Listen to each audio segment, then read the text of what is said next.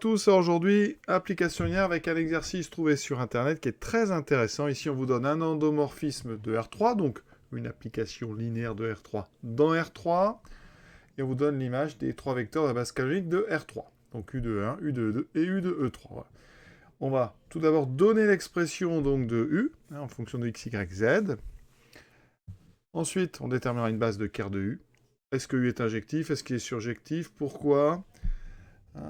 Déterminer ensuite une base de im de U, quel est le rang, et ensuite montrer qu'il y a une somme directe ici entre ker de U et im de U. Alors c'est possible dans cet exercice parce que ker de U et im de U sont des sous-espaces vectoriels de R3, donc effectivement, ils peuvent être en somme directe. Donc on est parti, première chose, l'expression de U, x, y, z. Alors comment fait-on ça? Alors si vous ne l'avez jamais fait, c'est pas forcément évident, mais après vous allez voir. Alors première chose, c'est que le triplet x, y, z, ça signifie tout simplement x fois E1, plus y fois E2, plus z fois E3. D'accord? Donc si je calcule eh bien, U de x, y, z, par linéarité, c'est là que c'est important, c'est une application linéaire, eh bien, on va avoir donc U de x1, plus U de y, E2, on peut séparer, plus U de z, E3, et même encore mieux, on peut sortir le x, y et z. Donc directement, j'aurais pu dire x, U de E1, plus y, U de E2, plus z, U de E3. Donc vous voyez qu'en fait, eh bien, à partir du moment où on vous donne U de 1, U de 2, U de, et U de E3, pardon, eh bien, vous connaissez l'image de n'importe quel triplet de R3. Et voilà pourquoi, eh bien, un endomorphisme de R3, il est défini par la donnée des images des trois vecteurs de base canonique. Voilà, avec trois images, vous avez tout. Plus 2x E3, alors je développe, mais vous pourriez faire vraiment plus rapidement, plus donc 3 y2, ça c'est u de 2 que j'ai multiplié par y, et je multiplie u de 3 par z, donc moins 4z E1 plus 4z E3. Maintenant, on regroupe des E1, donc j'en ai moins 2x, moins 4z. Ça c'est ma première composante. Ensuite, des E2, j'en ai un seul terme, donc ça fera 3y, et les E3, j'en ai 2x plus 4z. Et voici l'expression de votre endomorphisme en fonction de x, y et z. Question, on passe au ker. Alors le ker, c'est donc l'ensemble des éléments dont l'image est le 0 de R3. Donc ça veut dire que x, y, z appartient donc au ker de U. Ça équivaut à U donc de x, y, z égale 0 de R3. Donc 0, 0, 0. Avec ce qu'on vient de faire, ça va nous donner un système. Moins 2x, moins 4z égale 0. 3y égale 0, ça allait très bien celle-ci, plus 2x plus 4z égale 0. Donc je m'aperçois de quoi? Tout d'abord, y vaut 0. Ensuite, les deux autres équations sont équivalentes. Ça veut dire que 2x plus 4z égale 0. Conclusion, donc on a ici y qui vaut 0 et z, alors ici, donc qui vaut moins 2 sur 4, donc moins 1 demi de x. Conclusion, eh bien notre ker, donc on aura y égale 0 et le z qui dépend de x. Ça nous donne ici un ker qui est donc le vectoriel d'un vecteur. Alors je vous montre comment on fait, mais on met x ici, 0, et on met moins 1 demi de x. Et après on factorise. Alors il n'y a qu'une lettre ici, donc on factorise par x, ça fait 1, 0, moins 1 demi. Donc ici, ker de u, c'est le vectoriel de l'élément 1, 0, moins 1 demi. Et voilà, donc c'est un ker qui a pour dimension 1. Donc dimension de ker de U est égale à 1. Alors après, vous pouvez modifier cet élément. Si vous n'aimez pas les fractions, ou si vous préférez avoir des nombres entiers, vous pouvez tout multiplier par 2. Donc on écrira ça comme ceci. On n'est pas obligé de mettre d'ailleurs des doubles parenthèses. On mettra 2, 0, moins 1. Vous voyez, c'est plus facile à manipuler après. Donc on va prendre celui-ci. U est-il injectif? Eh bien, non. Pourquoi? Parce que la dimension de notre espace, c'est 3. Je ne vous apprends rien. La dimension de notre ker est égale à 1. Elle n'est pas égale à 0, d'ailleurs. Ça n'a rien à voir, d'ailleurs, avec la dimension de R3. Mais la dimension de notre ker est donc 1. Ça nous dit donc que U n'est pas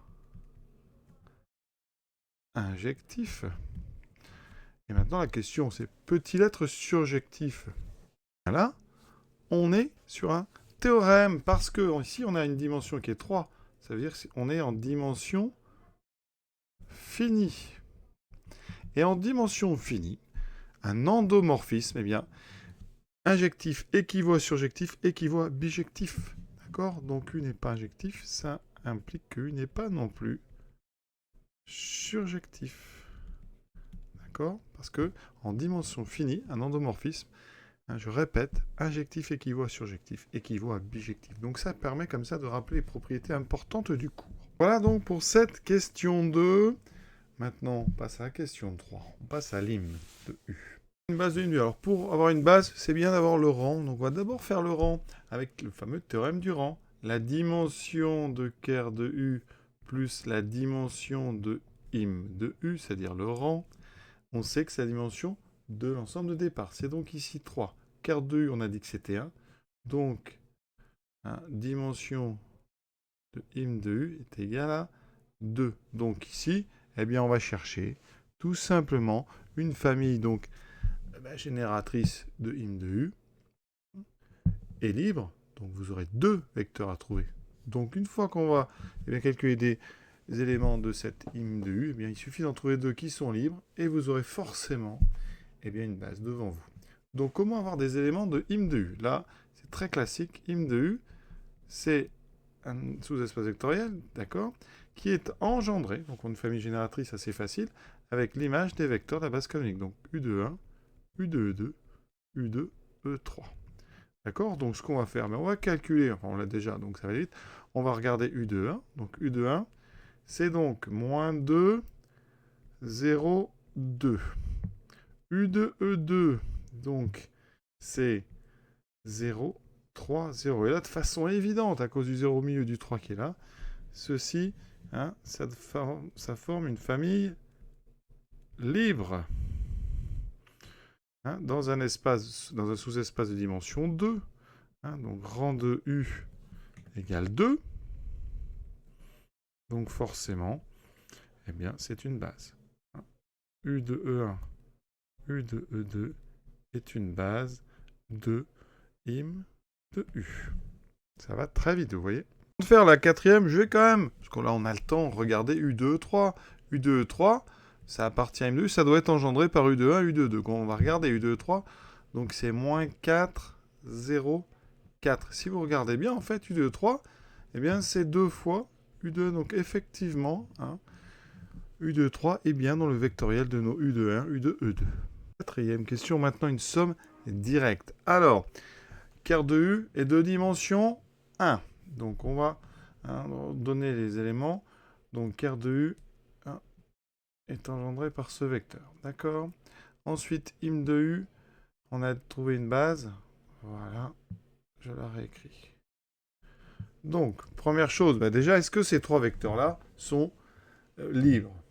On va regarder. Donc, on regarde. Alors, on va multiplier le premier par lambda 1, le deuxième par lambda 2, le troisième par lambda 3. Et on va regarder une combinaison qui est nulle. Est-ce que ça implique lambda 1, lambda 2 égale à 0?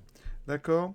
Donc, ici, ça me fait 2 fois lambda 1 moins 2 fois lambda 2. Je prends les premières coordonnées. Ici, il n'y a pas de lambda 3. Ça doit faire 0. Deuxième coordonnée, lambda 1 fois 0, ça fait 0. Lambda 2 fois 0, ça fait 0. 3 lambda 3 doit être égal à 0. Ensuite, la troisième coordonnée, moins lambda 1, plus 2 lambda 2 égale 0. Qu'est-ce que ça implique? Donc d'abord, lambda 3 vaut 0. Ça commence plutôt bien. Ensuite, ici, on a 2 lignes. Alors, il y a 2 lambda 2 ici et là, donc on peut ajouter les 2 lignes. Donc si j'ajoute, alors je vais garder la première et je vais remplacer la deuxième par la somme de la première et de la troisième. Donc 2 lambda 1 moins lambda 1, ça fait lambda 1. Les lambda 2 disparaissent, égale 0. Vous voyez, on trouve lambda 1 égale 0, lambda 3 égale 0 avec la première ligne. Finalement, on trouve lambda 2 égale 0. Donc, conclusion, ces 3 vecteurs ici, eh bien, sont libres. Ça forme une famille libre. Est une famille libre de R3. Ces 3 éléments libres dans R3, donc, c'est une base de R3. Conclusion, ça veut dire forcément que ker de U et hym de U sont en somme directe, obligatoirement, en termes de dimension. Donc, ker de U, qui est engendré par le premier est donc en somme directe avec im de u. Et donc ça fait un espace vectoriel de dimension 3. Et comme on est dans R3, c'est donc R3. Donc ker de u plus im de u, c'est bien R3. Voilà, cet exercice est terminé. On reparlera de ces sommes directes plus tard, hein, avec les projecteurs et les symétries. Donc à très bientôt. Je vous souhaite une bonne fin de journée à tous.